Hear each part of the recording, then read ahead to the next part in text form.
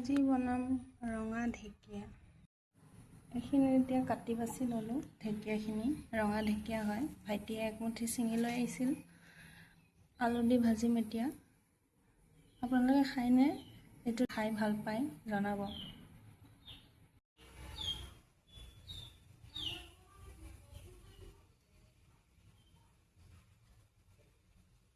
তেলটো অলপ বেছি হ'লে ভাল লাগে।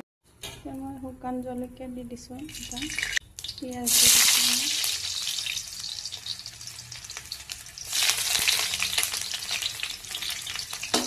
ঢেকীয়াখিনি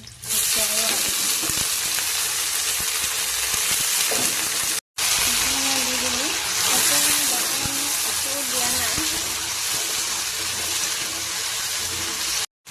এইখিনি এতিয়া মই অকল তেল আৰু পিঁয়াজত ভাজি আছোঁ।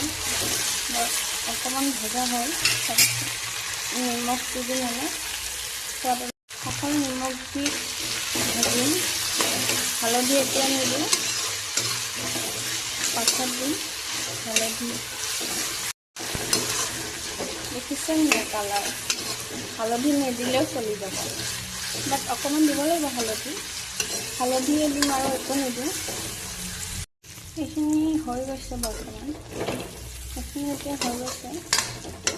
ভাজি ভাজি দেখিছে নাই কিমানখিনি হৈছেগৈ। ৰঙা ঢেকীয়াৰ সৈতে আলু হৈ গৈছে বৰ্তমান।